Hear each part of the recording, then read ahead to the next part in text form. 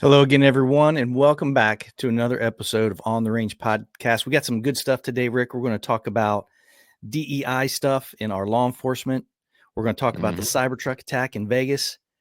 Wherever you are, thank you for making this part of your day. I am Mark Kelley, and I am joined by my co-host and friend, as always, Rick Hogg from Hogg Tactical. How's it going, buddy? Man, it's going great. Happy New Year to all you guys out there. Feeling strong. Got our morning podcast going on. Here's the thing. Got my my workout in, got my dry fire in. And I know what you guys are saying. Oh, yeah, Rick, that was your New Year's resolution. Nope. Rick don't believe in New Year's resolutions, right? It's part of my lifestyle. Plugged in. Get off that New Year's resolution bandwagon. Start today. Whatever it is you're looking to change, make yourself 1% better here at On the Range podcast. But really want to thank you, the viewer listener, for giving us your most precious time, or your most precious commodity, your time to tune in. I couldn't do it without you. But Mark, it's going to be an interesting 2025. It is. We're already kicking off with eyebrows raised. We've got, if you want to say, the effects of DEI coming forward, more questions than answers on some things. And it's going to be a careful balancing act for you, the viewer listener, to start figuring out what information is true, what's false, what's made up, what's AI generated. And here's the thing, there may not be a bunch of answers. Some things may be pertinent. Some things may not.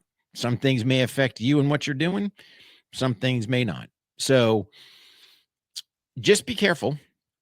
And I think that's really probably the underlying message for today's episode is just be careful what information you're consuming. Don't take it necessarily all at face value. Make your own conclusions, right? Part of this new thing is using this, let's just call it the Dewey Decimal Media System. There's a flashback for you, right? Yeah. If you don't know what Dewey Decimal is, go do some research on it. You'll love it. Aging ourselves there. Yeah. But the point being is the mainstream media is pretty much dead. They're not reporting really anything. They're making up their own stuff, telling their own lies. Back where it used to be, let's get the truth, put it out there, do some research. And again, you might get bits and pieces. Hey, we know this to be fact, and kind of build upon. But with all the lies, manipulation, everything else they're doing, faith has been totally lost in the mainstream media. So we're looking at alternate sources. When you look at the Cybertruck attack, the Trump Hotel out in Vegas, there's been all kinds of stuff coming out about it. Sean had a guest on there, supposedly had the manifesto. They kind of start doing that. And then it's dribs and drabs of more info start coming out. Now, Sean's entitled to do whatever he wants on the show, just like we're entitled to do whatever we want. I think the key part for the viewers, listeners out there is you got to, when you're consuming this information, you got to basically consume it, digest it, and then you're going to make your own determination what's what. Does the Cybertruck really, let's think about it, does the incident itself affect really anybody? Yeah, for the 7 people that were injured by it. Yeah. Matt's family, obviously. But at a big national standpoint, does it really affect anybody? I don't know, but it's a big story right now. So people want to kind of know, because again, anytime there's no clear-cut answers to things, people have questions. And then you've got whistleblower accusations going on in there. You've got World War III accusations. You got anti-gravity drone stuff. And that's probably the bigger piece to all this, really, is you got the U.S. government that hasn't said anything about what's going on with all these drones. That's like the hot topic. Kind of throw that in the mix there, and all of a sudden people are like, well, what do we got going on? So it's just a very interesting time. And we were kind of talking before the show. We'd had a conversation the other day that just from us and the information we know, it's like, hey man, some things weren't making sense to us. Does this sound like a rational person? Hey man, if I'm going to blow the whistle on something, is this the way that I am going to try to get the attention for the whistle or for the item that I'm trying to whistleblow on.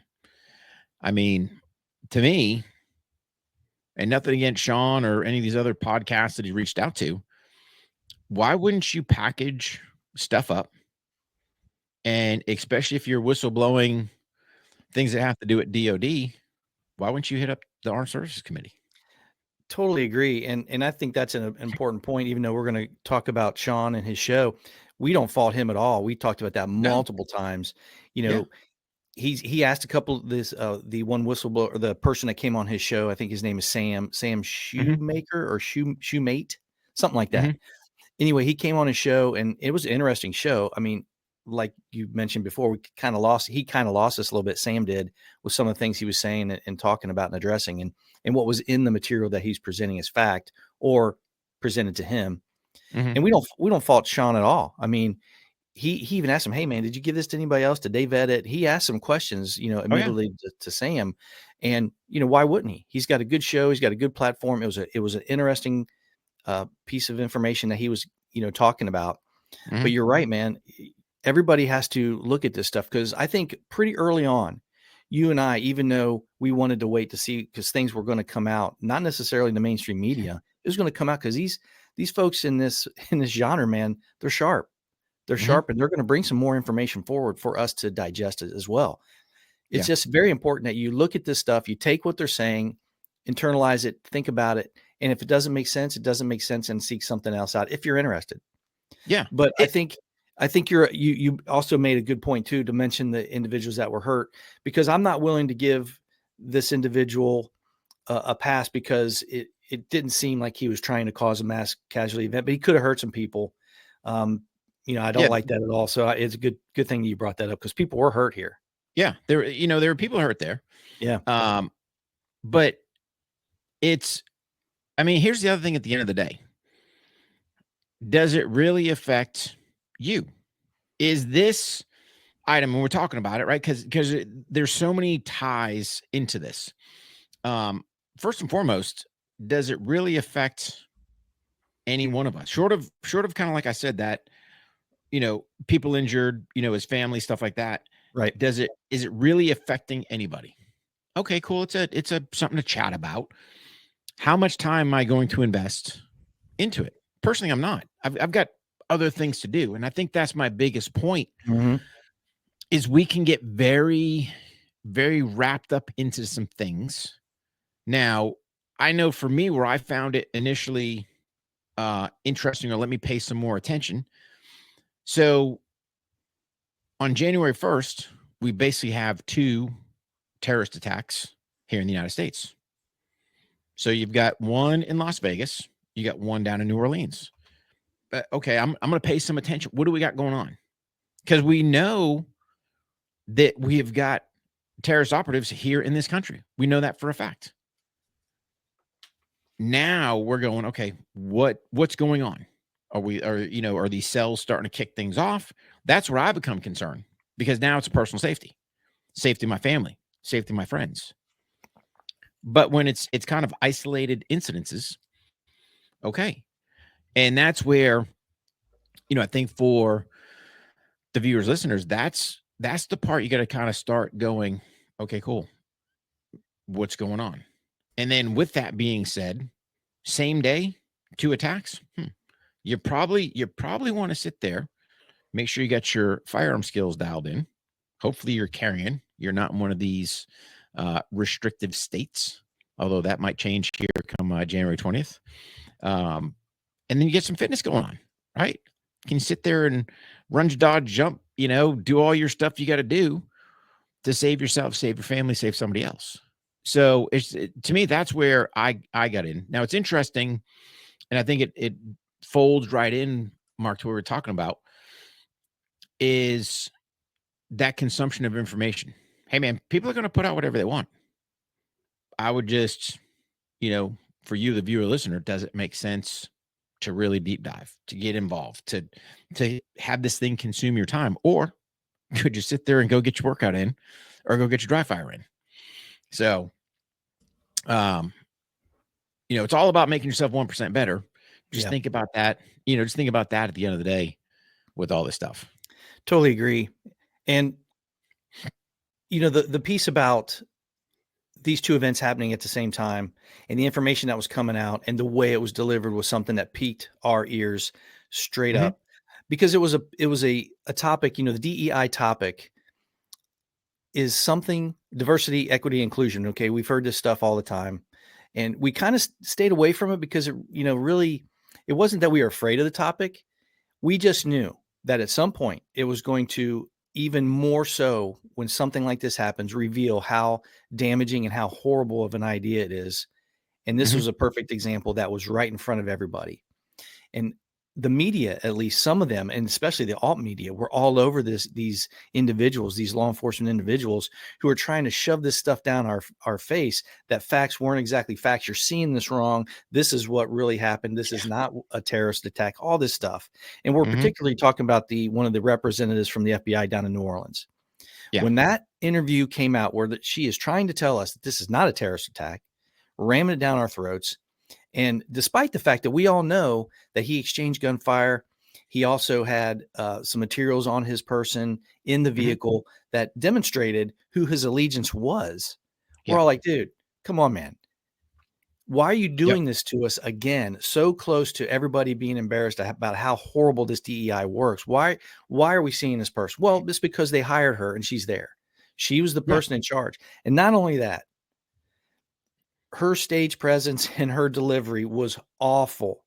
Mhm. Awful for a lot of people, especially in that area, who are scared, who just had this happen, maybe lost some loved ones or friends.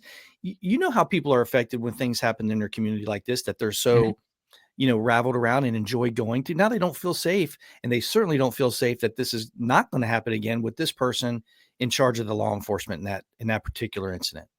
Well, I think here's the key point, Mark, right? So when you look at law enforcement across this country, granted, the last couple of years, the um, the FBI's reputation has been dumped down the toilet, and it's all been self-induced, right? So the old weaponization of the DOJ and them kind of being the execution arm, but this did them no favors, right? Here's one of your agents out there speaking, you can't even getting stuff out, telling lies, and when you look at this whole DEI is garbage. DEI, if you're looking at the FBI, who's supposed to be the country's number one law enforcement agency, I want the best. I don't want to pick you because you're a woman or of your color or ethnicity or religion, or I don't care. I want the best. It's no different. You come looking for a job here at Warhawk Tactical. Hey, man, I don't care. You're 6'10, 5'2, doesn't matter. Are you the best person? Do you have the skills, the aptitude to execute what needs to happen? And this is going to be the problem. So, if she is the agent in charge, if she's heading up this investigation, do you really think she's got the aptitude, the leadership to take that broader look at things, delegate, hey, man, I need you to do this. I need you to do this. Hey, locals, do this, this, right? Can I tap all my resources? And I don't know this woman from nothing. And I'm going to say, your initial impression, I ain't Right. got it. Nope. I don't have faith, confidence that you're going to execute anything to make us any safer or even investigate really more about this or get to the roots of what's going on or how to get radicalized or how many more touch points are there, people that were in his circle that now are radicalized. Well, we probably need to keep an eye out or whatever the case may. I don't think she has that capability. And the DEI goes hand in hand. So you look at it from the federal level. And then I don't know if you saw the interview with the chief of police in New Orleans. I mean, this woman's been chief of, I don't know, 4 different agencies that you would think, right? Granted, I think they were California based. Um, but you would think, all right, hey man, they picked her up for her experience, whatever, till she starts talking. And it's like a bag of rocks floating around.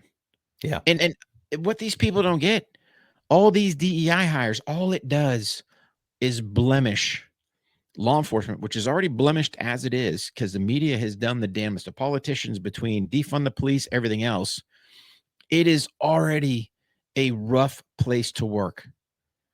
And when you have the chief up there who can't even articulate, doesn't even know capabilities. But then we'll flip around and look at something like Florida. We'll look at, Grady Judge, Polk County Sheriff. You want a carjack? Shoot him. Break in the house? Shoot him. Right? Clear, concise, to the point, knows the law, and stands up for the victims.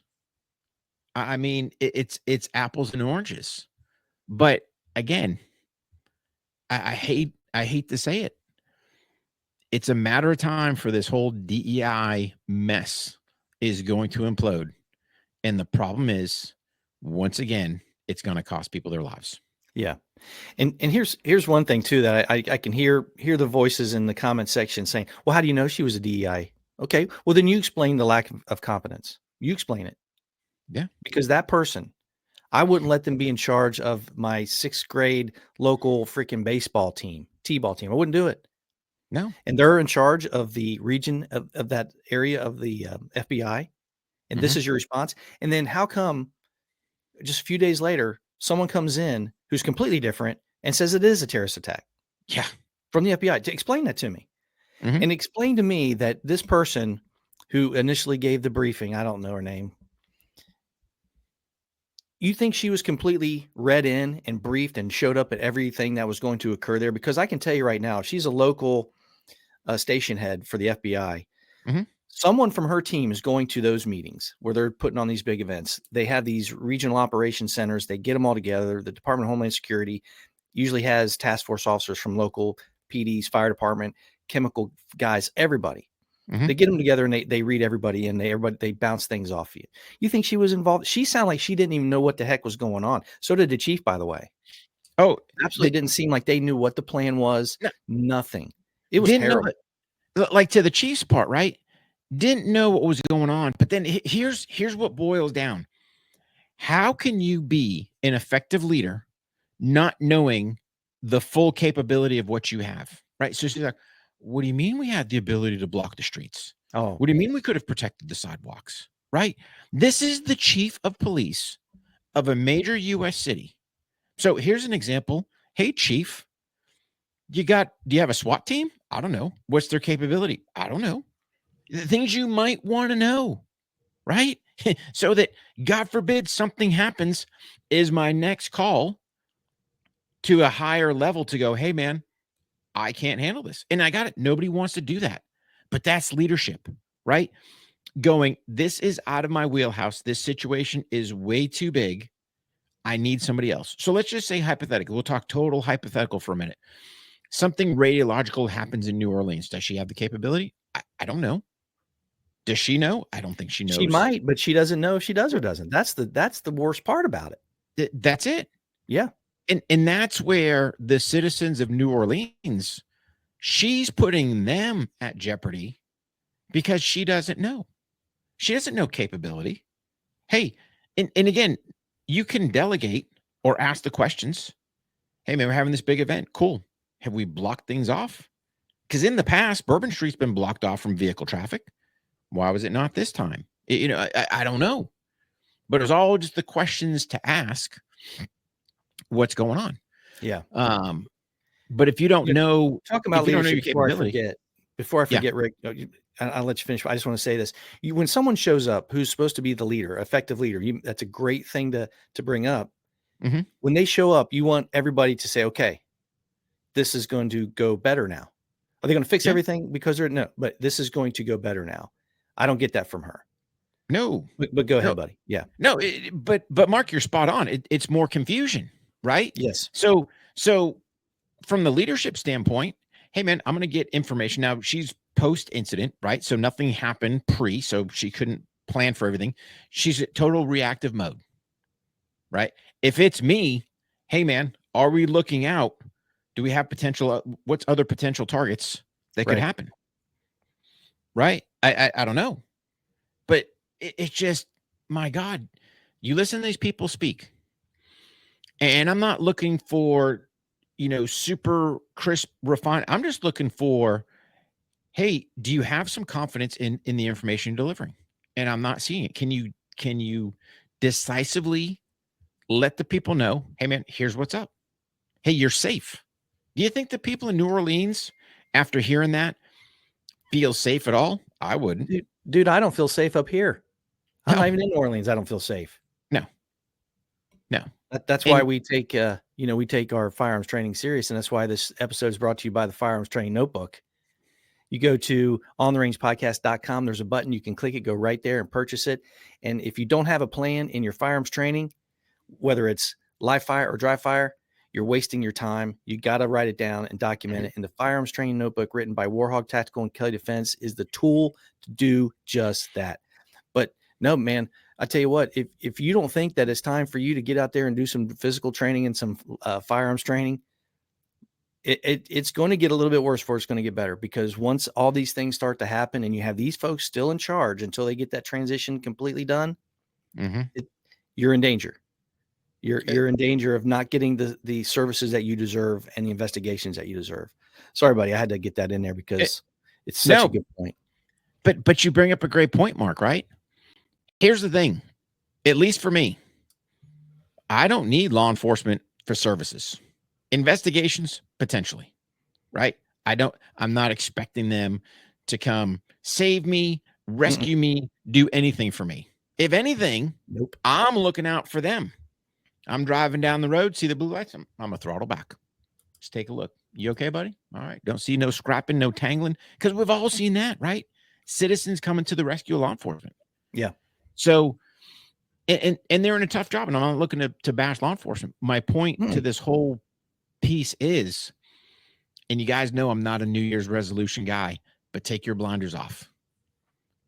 If we start 2025 off with a couple different attacks, you don't think that things are going to potentially ramp up? And I'm not trying to make people scared. I'm trying to go, hey, are you training? And like we talked about, kick the show off.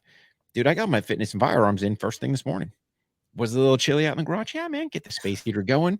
You know, did my hands get a little chilly from hanging onto that coal bar? Yep. Was my steel frame Walter pistol a little chilly? Yep. I probably should have the polymer one, but it is what it is. But you guys have got to put the effort in. And at the end of the day, without that plan, and Mark, you hit that, and I got to drive that point home, because we've said this over and over again. A plan's great, but if the plan's not written down, the plan's just a wish or a dream. And those wishes and dreams, boy, they can become super fluid. Oh yeah, my plan's to do this today. Nope, because I don't have it written down. It's got to be tangibles, right? So you look at your firearm training. I don't care whether it's draw from the holster, presentation, mag chain, pick whatever skill set you want. It doesn't matter. But if you don't write that time down, if you don't sit there and go, how am I tracking my improvement? You'll never know. So it's a very interesting time we're in. And you guys have got to put the effort forward. And Pete Koch said it the best, man. Hey, man, if you're not doing it, it's not a priority. So you can sit there and go, hey, man, I want to be stronger. I want to be better with my gun. I want to do this. But if you're not doing it, you're not going to magically buy an OTR shirt from ontherangepodcast.com that Mark's got up there on the screen and give you superpowers. We wish it could. I wish I could put some fairy dust in there and that would happen. But at the end of the day, guys, it's work. And it's hard work. Yeah. You can do work that's mediocre. You can do work just to get by. But are you sitting there, after that workout going, man, my bags are smoked, feeling it the next day, and then sitting there going, yep, I got to get after it again. It's life's hard, guys. Life is hard, but you've got to have that plan to execute for you. And everyone's going to be a little different. What Mark's doing, what I'm doing, what, you, the viewer listeners doing, it's all going to be relative, but slightly different. Got slightly different goals, different angles, different things we're looking to accomplish. But you've got to write that thing down. I'm a pen to paper guy, right? Yeah. I don't believe in the typing on the phone. You're in the same boat. It's like, write that stuff down, especially in a notebook, man. And double dip. You can have the fitness and firearms all in the same one. Yeah. So, I think, we're probably beating the dead horse at this point during this particular show, but the DEI stuff, besides the attack on the First and Second Amendment,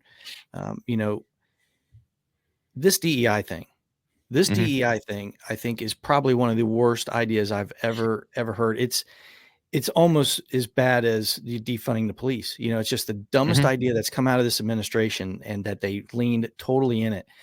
And if you can't see it, then we are on different sides of things. And I feel for you, because I'm thinking of everybody's well-being. And these law enforcement, and we're not bashing law enforcement either, because these law enforcement officers, these fire officers, these nurses, doctors, they need the best people that are leading those organizations and directing and making sure that they're getting all the materials and training and things that they need to do their jobs. They need the best people in those positions. And for the last several years, even at the end of Trump's era, that Christopher Wray was there.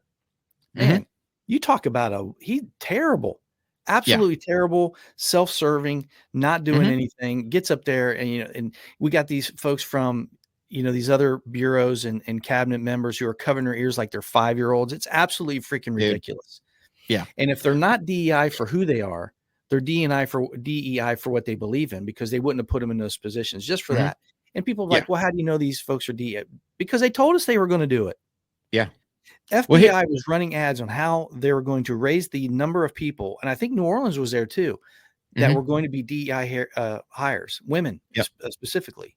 Yeah. Oh, I think if she's the best person, hire her. If she's not, get somebody else. Yeah, I think it was the FBI, if I remember right. Don't quote me on my numbers here, where they came straight out and said, "Hey, yes, I think it was 30%. We are going to have 30 by 30.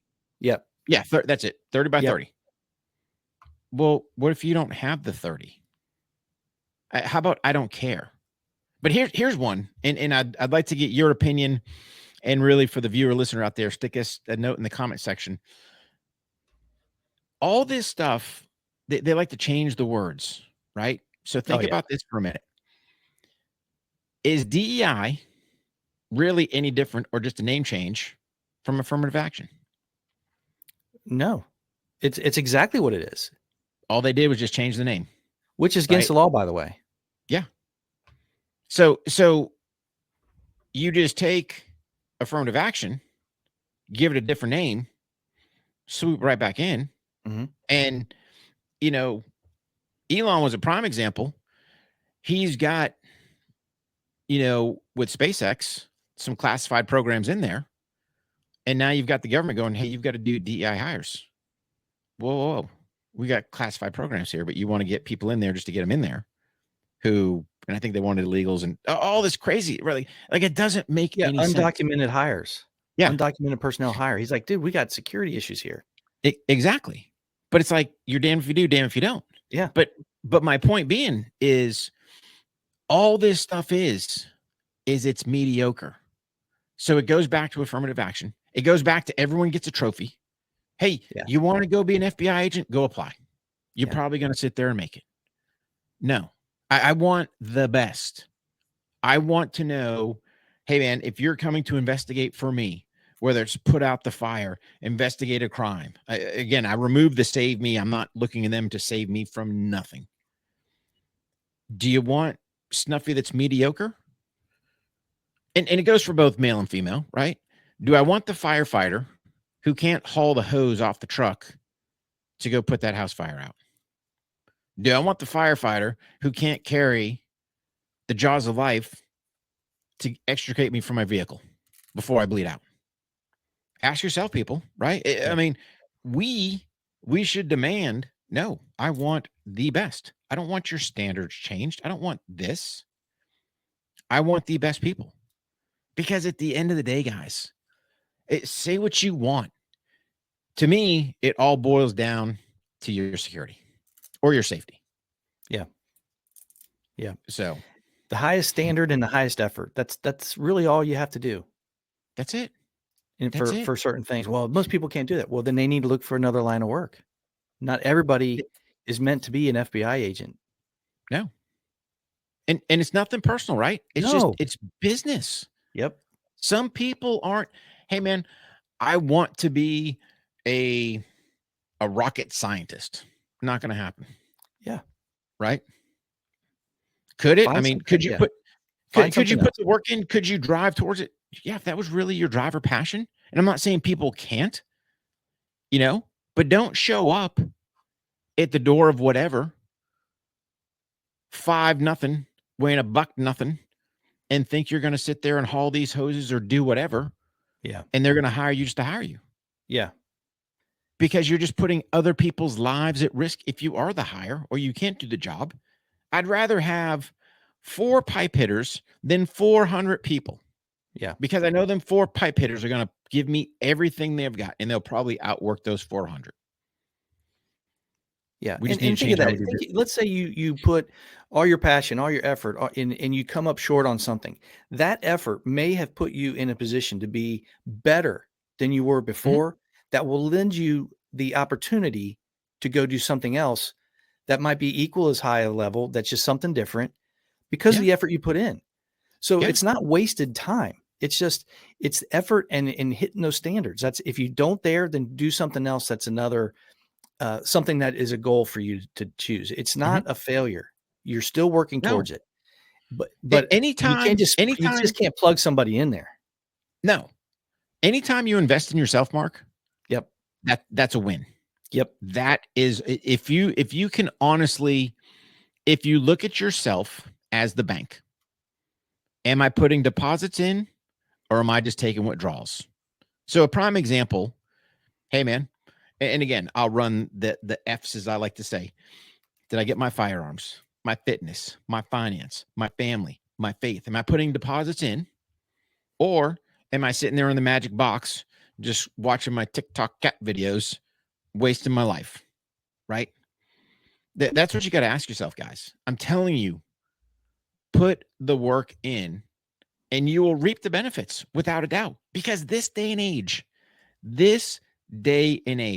you will stand out from your peers because people aren't putting the effort in.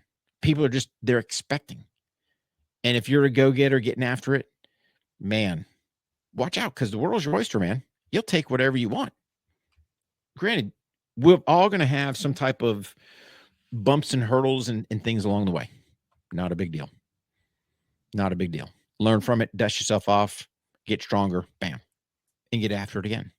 And that's really, I think, and we kind of totally kind of changed the direction of this, but I think it's spot on because I don't think people can hear it enough. I don't think people really, you have that self-confidence in you. And I'll give you old statement I used to say and still say, there's nothing I can't do, right? I'm an honest broker. I may not be the best, but there's nothing I can't do. And if people just have that mentality and you attack life like that, cool. There's something I need to get better at. I'm going to get better at it.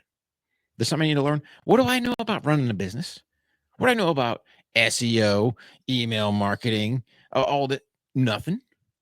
What do? You learn. Podcasting, going from janky phone calls. Hey, man, right? Like, guys, it's that incremental improvement.